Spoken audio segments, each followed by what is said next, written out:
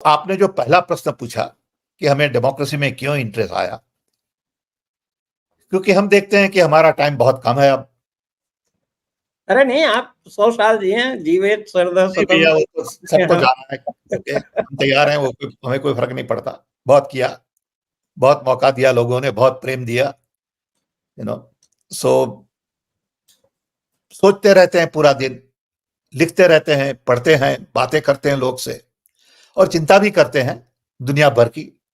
ऐसा नहीं है कि हिंदुस्तान की ही खाली चिंता करते हैं, हम अफ्रीका की भी चिंता करते हैं, अमेरिका भी चिंता करते हैं, क्योंकि हम मानते हैं कि हिंदुत्व से बड़ी चीज है मानवता। हाँ, हम किसी मानवता भी में धर्म से बड़ी चीज है मानवता, हिंदुत्व हो, क्रिश्चियनिटी हो, इस्लाम हो, जूडिज्म मानवता में हो। मानते हैं जी। सबसे ज्यादा। तो हमें लगता है कि अब ऐसा समय आ गया है अभी कि लोग खाली पावर और प्रॉफिट में फंस गए हैं। लेकिन हमारे यहाँ सैम साहब, बहुत लोग समझते हैं कि आजादी 2014 में ही आई और तभी से शायद संविधान और डेमोक्रेसी आई। तो जरा ये बता दीजिए कि भारत में लोकतंत्र की बुनियाद किसने रखी? ये जो भारत में गांधी कर रहे थे, अछूतोद्धार की बात कर रहे थे, सिविल सोसाइटी की बात कर रहे थे, नेहरू जो कर रहे थे, तिलक जो कर रहे थे, जो पटेल कर रहे थे, रविंद्रनाथ टैगोर, सरोजिनी रविन्द्रनाथ नायडू, टैगोर कर मौलाना रहे थे। आजाद।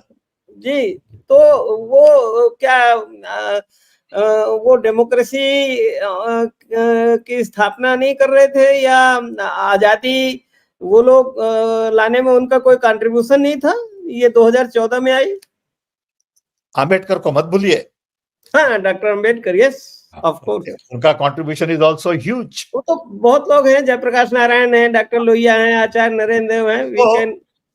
1947 में हमें जो देश मिला वो पूरा गरीब था, लूटा गया था 150 साल तक। न हमारे पास टैलेंट थी, न हमारे पास हथियार थे, न विज्ञान था, और न एजुकेटेड लोग थे। लेकिन हमारे जो फाउंडिंग फादर्स थे वो बहुत गहरे विचार के लोग थे, सब, एक नहीं, सब। उन्होंने बैठ के जो देश के लिए कॉन्स्टिट्यूशन बनाया वो सबसे बेस्ट कॉन्स्टिट्यूशन है। उन्होंने कहा कि हम ध्यान देंगे डेमोक्रेसी पे, फ्रीडम, जस्टिस, ये सब चीजें हमने आगे बताई आपको। और उन्हें पता था कि हमें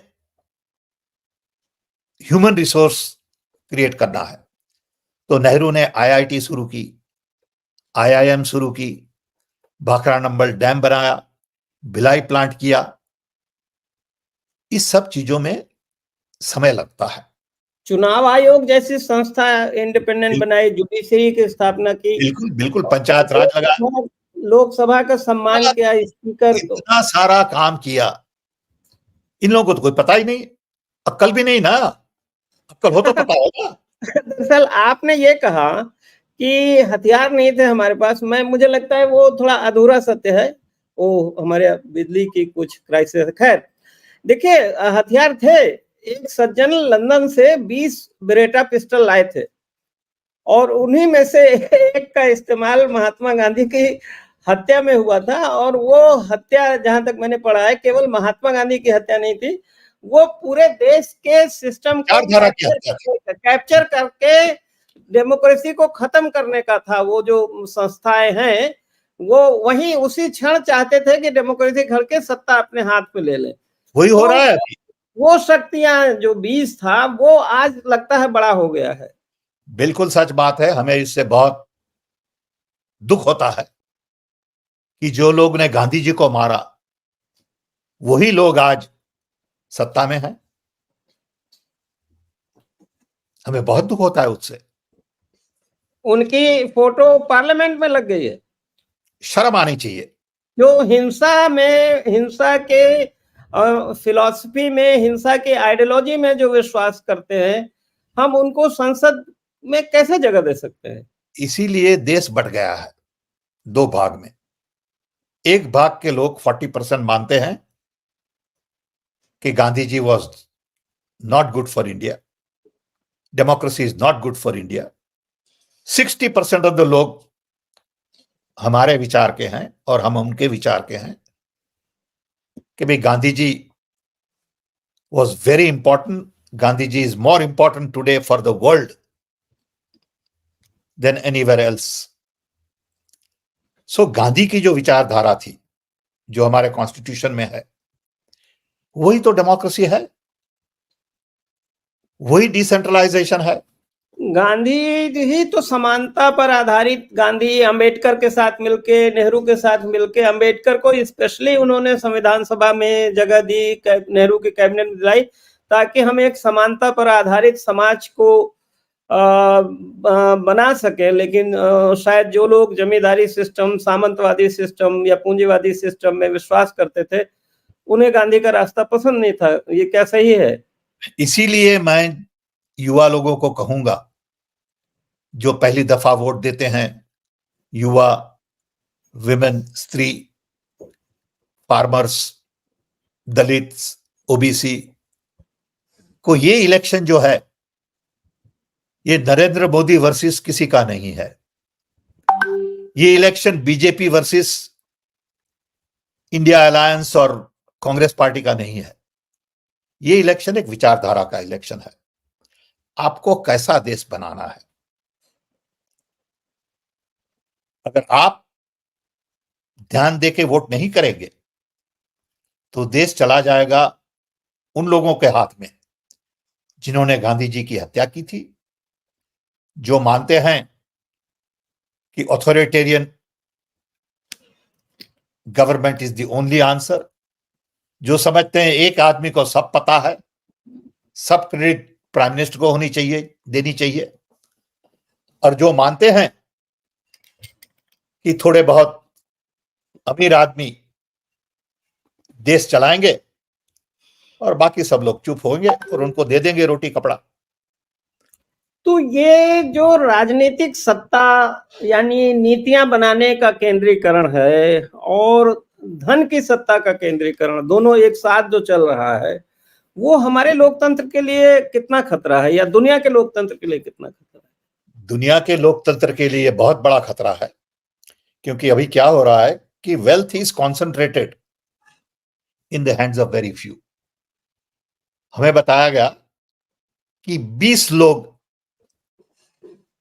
जो बहुत पैसे वाले हैं देश में, उनके पास इतनी संपत्ति है कि 50 करोड़ लोगों के पास नहीं है। आप सोचिए, एक तरफ है 20 और दूसरी तरफ है 50 करोड़, वो कैसे चलेगा? इससे तो आंधी आएगी कभी। चाइना में भी हुआ था ये। तो लोगों को निर्णय प्रक्रिया में भागीदारी कैसे मिले, सवाल तो ये है ना। पहले तो उन्हें वोट देना है प्रॉपरली कि ये सरकार हमें नहीं चाहिए। अगर उन्हें वो सरकार चाहिए तो हम कुछ नहीं कर सकते। तो पहला काम है कि आपको सोचना है कि 2024 इलेक्शन में आपकी क्या जिम्मेदारी है। आप उस जिम्मेदारी को पूरा समझते हैं या सोशल मीडिया से सलाह लेते हैं, झूठ को मानते हैं, अफवाह को ध्यान देते हैं और समझते हैं कि आजादी 2014 में आई। सैम साहब, ये एक बड़ा सवाल आपने अपनी किताब में उठाया है कि जो कैपिटलिज्म है, जिसको ये माना जाता था कि अमेरिका या यूरोप का जो कैपिटलिज्म है, ये डेमोक्रेसी का अलंबरदार है। ये लोग डेमोक्रेसी के, फ्रीडम के और ह्यूमन राइट्स के संरक्षक हैं।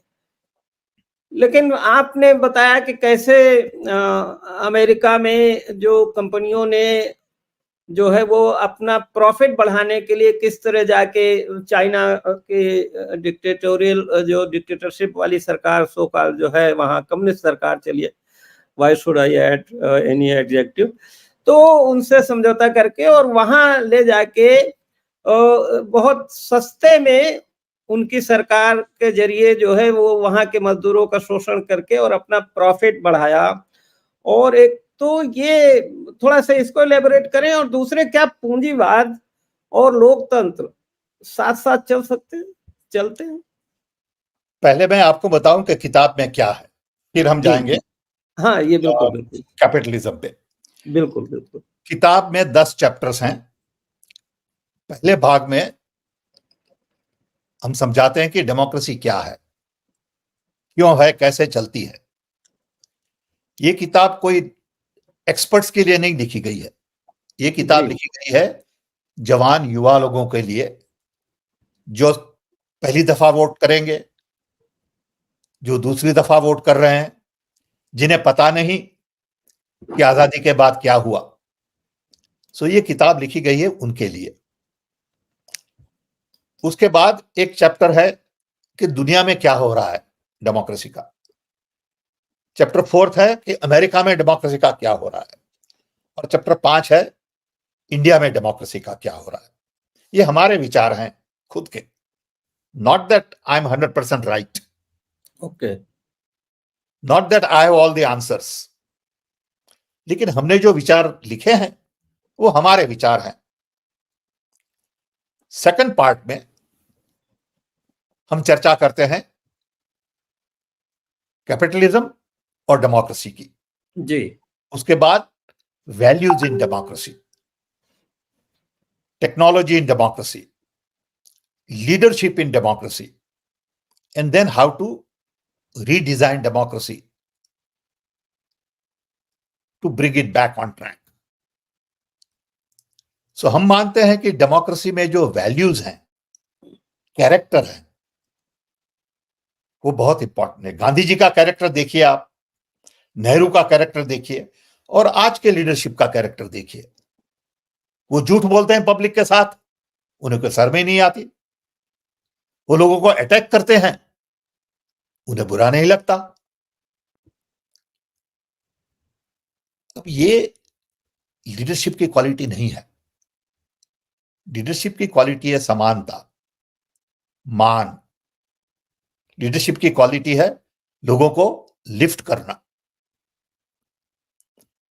सो ये किताब लिखी गई है यंग लोगों के लिए। अब आते हैं आपके प्रश्न के पर कि कैपिटलिज्म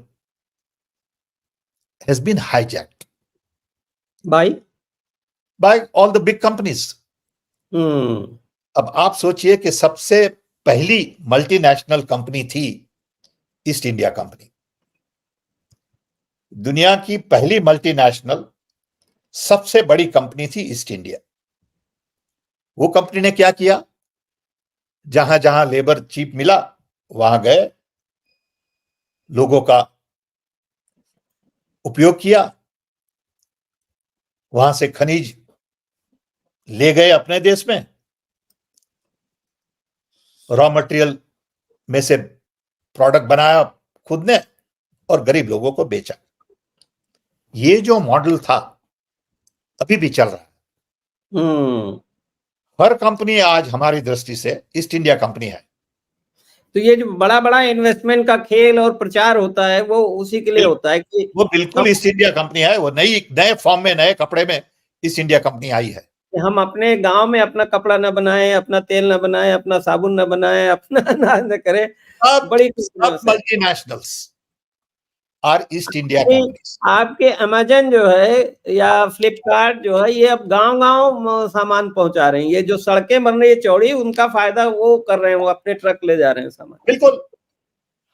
तो अब देखिए कि अमेरिका ने क्या किया। अमेरिका ने सोचा कि भाई हम लेबर से झगड़ा नहीं करेंगे, हमें लेबर यूनियन नहीं चाहिए, तो हम भेज देंगे लेबर चाइना कि आप लफड़ा करिए लेबर से, इंडस्ट्री भेज देंगे वहां। इंडस्ट्री आपको भेज देंगे, आप जरा काम करिए, आप पोल्यूशन करिए, हमें पोल्यूशन नहीं करना, अपना हवा पानी खराब करिए, मिट्टी। हाँ, और लोगों को ले आइए गांवों से और लगा दीजिए काम पे 10 घंटा, और दे दीजिए छोटी सी बेड उनको, ओके, और प्रिजन की तरह वो काम करेंगे और हम बेचेंगे गुड्स और बनाएंगे बहुत प्रॉफिट। लेकिन उन्होंने ये नहीं सोचा इन द लॉन्ग रन आपके जॉब नहीं होंगे तो लोग क्या खरीदेंगे आपसे? पैसा नहीं होगा जेब में तो क्या खरीदेंगे? बिल्कुल। So entire manufacturing of the democratic world went to China. अभी डेमोक्रेटिक वर्ल्ड में कोई प्रोडक्शन नहीं होता। राहुल गांधी इसके बारे में बात करते हैं सब जगह कि अमेरिका में कोई प्रोडक्शन नहीं है, यूरोप में कोई प्रोडक्शन नहीं है, इंडिया में कोई प्रोडक्शन नहीं है। अब हमारा गणपति भी चाइना से बन के आता है, हमारी साड़ी चाइना से बन के आती है। शर्म की बात है कि चाइनीज हमारी साड़ी बनाते हैं। अरे दिवाली की झालर भी आ रही सब वहां से आ रहा है, पिन भी आ रहे, और हम उसको अच्छा मानते हैं। हम बोलते हैं ये तो बड़ा ग्लोबलाइजेशन हो गया। सो इससे हर जगह बहुत कम बहुत रिच हो गए हैं और बहुत ज्यादा बहुत गरीब रहे हैं। So rich have become richer and poor have become poorer. यहां भी अमेरिका में भी इनइक्वालिटी है फाइनेंशियल।